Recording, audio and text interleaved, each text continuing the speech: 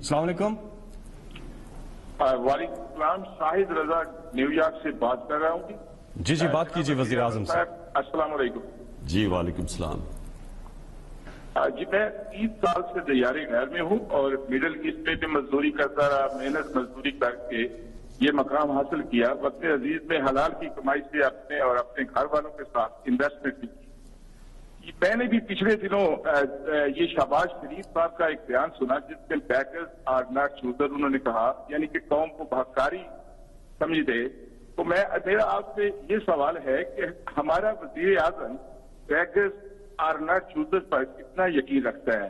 Overseas Pakistani जो कि एक सेल्फ मेड लोग हैं उनको ऐसी सोच से शदीद तकलीफ होती है।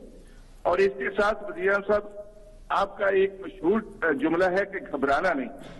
मैं आपको ये भी कहता हूँ ओवरसीज पाकिस्तानी और पाकिस्तानी कौम आपके साथ चट्टान की तरह खड़ी है, आपने भी घबराना बिल्कुल नहीं। और कौम ये जानना चाहती है कि अब कौम को बैकर्स ही रहना है और बैरूनी ICU पे रहना है या कि अब कौम की तब्दीली का साल शुरू हो गया है?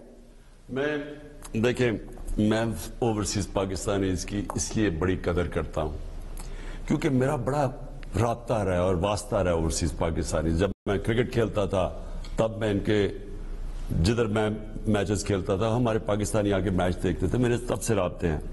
फिर मैंने शौकत खानम के लिए जब पैसे इकट्ठे किए तो मैं गया पाकिस्तानियों के पास बैरून मुल्क और उन्होंने बड़ा, उनकी वजह से असल में शुरू में मेरे पास वो ना मदद करते, मैं ना अस्पताल बना सकता। मुझे जानता हूं मैं उनको कि वो तरसते हैं अपने मुल्क के लिए, क्योंकि जितने भी वो पैसा बना लें बाहर के मुल्क में और अच्छे उनकी जिंदगी आसान हो जाए, अच्छे बड़े बड़े घरों में गाड़ियां, अच्छी नौकरियां भी हो जाए, लेकिन उनको दिल में ये होता है कि ये मेरा घर नहीं है। मैंने अपने जिंदगी के 20 साल इंग्लैंड के अंदर गर्मियों में मैं क्रिकेट खेलता था, गुजारे वहां। तो मुझे तब एहसास हुआ कि हालांकि जितना मुझे वहां उस माशरे ने एक्सेप्ट किया, क्रिकेट स्टार था, शादी भी मेरी वहां हुई, जिस तरह वो मुझे रखते थे और इज्जत थी, लेकिन मैंने कभी ये नहीं सोचा कि ये मेरा घर है। घर मेरा पाकिस्तान था। कभी मैंने सोचा नहीं पाकिस्तान पासपोर्ट को तब्दील करने के लिए। और मैं जब वह खेलता भी था क्रिकेट तो 4 महीने जब गुजरते, जैसे ही क्रिकेट सीजन आता था मुझे पाकिस्तान याद आना शुरू हो जाता। यही सारे बैरून मुल्क पाकिस्तानियों से है। वो जितना भी वहां अच्छा कर लें, उनको दिल करता है कि वापस अपने मुल्क, अपना मुल्क है। उनको तकलीफ ज्यादा होती है जब वो देखते हैं शहबाज शरीफ जैसे डाकू, नवाज शरीफ जैसे धोखेबाज, बुजदिल जो 30 साल से लूट रहा है, आसिफ जरदारी जैसा आदमी, करप्ट तरीन, दुनिया में इनके ऊपर मजमून लिखे हुए हैं, इनके ऊपर दुनिया में किताबों में इनका नाम आया हुआ इनकी चोरी का।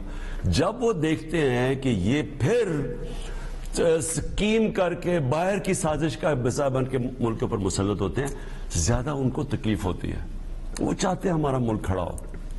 तो मैं आपको, अपने पाकिस्तानियों को ये कहना चाहता हूं कि कभी भी कोई कौम बेकारियों की तरह घुटनों पे चल के ये अपने लोगों को कुर्बान करके दूसरे लोगों के मफादात के लिए, जो हमने वॉर ऑन टेरर में अमेरिका के साथ किया है, अपने 80,000 लोग मरवा दिए हमने, कभी कौम तरक्की नहीं करती। अगर हमने तरक्की करना होता तो जिस तरह हमने गुलामों की तरह दूसरी पावर के सामने झुकते रहे हैं, स्वाय जुल्फिकार अली भुट्टो के, मुझे बताएं कब हमारी इंडिपेंडेंट फॉरेन पॉलिसी हुई है? और उसको इसी तरह के मीर जाफर ने मरवाया था। यही फजल रहमान और यही नवाज शरीफ की जो इनकी पार्टियां थी, इन्होंने इस साजिश की, बाहर के साथ साजिश करके माहौल बनाया और फिर उसको फांसी लगा दी। ये उस जुर्म साबित है। ये मीर जाफर और मीर सादिक जो आज फिर वही माहौल बना रहे हैं। बात यह है कि मैंने सारी, आपने कहा ना घबराना ना, मैंने तो सारी जिंदगी स्ट्रगल की। खेलों की ग्राउंडों में 20 साल क्या हार जीत होती थी, ऊंच नीच होती थी। 22 साल मैंने अपने जिंदगी के, वो आदमी जिसको अल्लाह ने सब कुछ दिया हुआ है, मैंने इस मुल्क के लिए स्ट्रगल किया। अगर मैंने जात के लिए किया होता तो मैं पावर में आके आज अपनी फैक्ट्रियां बना रहा होता, पैसे बना रहा होता, महलों में रह रहा होता। मैं भी वही करता। नवाज शरीफ ने अब तक 18 फैक्ट्रियां बना चुका था अपने 3 साल की इक़्तिदार में, जब 90 में आया था ये। मैं ये समझता हूं कि ये मुल्क جب تک یہ قوم احتجاج نہیں کرے گی، جب اس طرح کے ظلم ہوں گے، جو اس طرح کی سازش، جب تک قوم اپنی رائے اظہار نہیں کرے گی، جب تک وہ قوم پرامن احتجاج نہیں کرے گی اور کہے گی کہ ہم ان کے ساتھ نہیں کھڑے، تب تک تبدیلی نہیں آئے گی، تب تک یہ سازشیں کامیاب ہو جائیں گی۔ لیکن کوئی بھی کامیاب نہیں ہو سکتا جب ساری قوم ایک بن کے کھڑی ہو جاتی ہے، اور انشاءاللہ وہ قوم ہوگی اب۔ انشاءاللہ۔ آپ کی کالز آ رہی ہیں، نمبر آپ کی سکرین پہ آ رہا ہے 0519224900۔ اگلے کالر ہمارے ساتھ۔ جی السلام علیکم۔ السلام علیکم۔ جی وعلیکم السلام ورحمۃ اللہ۔ جی بات کیجیے گا، کون کہاں سے بات کر رہی ہیں؟ میں جی ڈاکٹر عصمت رانا UK سے بول رہی ہوں، لینکاشائر سے۔ جی بات کیجیے وزیر اعظم پاکستان عمران خان صاحب سے۔ السلام علیکم ورحمۃ اللہ۔ خان صاحب، امید ہے آپ خیریت سے ہوں گے، لیکن ہم اتنی خیریت میں نہیں ہیں، ہم بہت پریشان ہیں۔ میں UK سے لینکاشائر سے ڈاکٹر عصمت رانا بول رہی ہوں۔ میری بہت ساری فیملی جہاں ہے، اکثر ڈاکٹرز ہیں، انجینئرز ہیں۔ پاکستان میں جو شہید ہوئے تھے 2 سال پہلے، اسکواڈرن لیڈر نعمان شہید، وہ ہمارا داماد تھا۔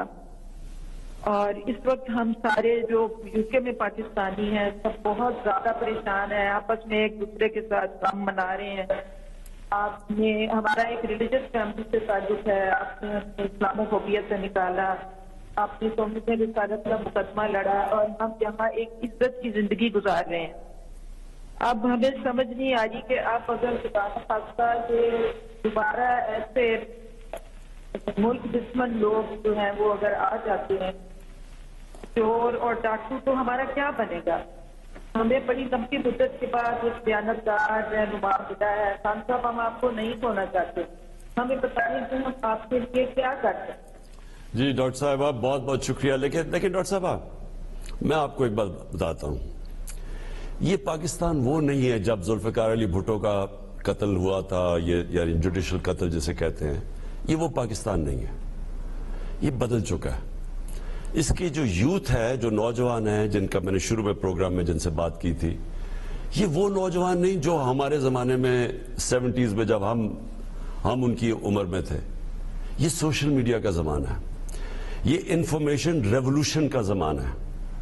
یہاں سب کو سمجھ آ گئی ہے کیا ہو رہا ہے۔ یہ جو سازش ہوئی ہے اور اتنی بے شرمی سے سازش ہوئی ہے، یہ ساری قوم کو پتہ چل گیا ہے۔ میں یہ چاہتا ہوں کہ قوم صرف اس سازش کے خلاف پرامن احتجاج کرے۔ سب سے بڑے یہ جو سازشی لوگ ہیں، یہ جو کرپٹ لوگ ہیں، یہ جو ٹولہ ہے، جو میڈیا کے اوپر پیسہ کھلا کے، جھوٹی خبریں نکال کے، یہ جو پروپیگنڈا کر کے، اور میڈیا کے اوپر بڑا پیسہ چلا ہے۔ آپ کو جو آج سارا میڈیا دیکھ رہے ہیں، آپ سب کو پتہ ہے کہ کون سا میڈیا ہاؤس کدھر کھڑا ہے۔ جو میڈیا ہاؤس ان چوروں کے ساتھ کھڑا ہے، آپ کو پتہ ہے ان کے اوپر پیسہ چلا ہے۔ کسی غلط فہمی میں نہ رہنا۔ یہ کوئی جا سکتا ہے ان لوگوں کے ساتھ؟ 30 سال سے ان کے اوپر جو ساری جو ایک دوسرے کے متعلق کیا کہتے تھے، ان کی ذرا سٹیٹمنٹس پڑھیں ایک دوسرے کے متعلق۔ جتنا انہوں نے ایک دوسرے کو برا بھلا کہا، چور کہا، کیسز بنائے ہیں، ان کو میں نے نہیں کہا ان کو۔ تو قوم نے یہ برداشت نہیں کرنا۔ میں صرف یہ چاہتا ہوں کہ قوم آج احتجاج کرے، کل احتجاج کرے۔ صرف میں چاہتا ہوں کہ ساری دنیا کو پتہ چلے کہ زندہ قوم ہے۔ یہ جو اس طرح کی انہوں نے سازش کی ہے بیرون ملک اپنی چوری بچانے کے لیے، اپنے مفادات کے لیے، قوم اس کے خلاف نکلے۔ میں سمجھتا ہوں پاکستان وہ ملک ہے جو اب کبھی بھی وہ پرانے زمانے میں نہیں جانے لگا۔ آپ بے فکر ہو جائیں۔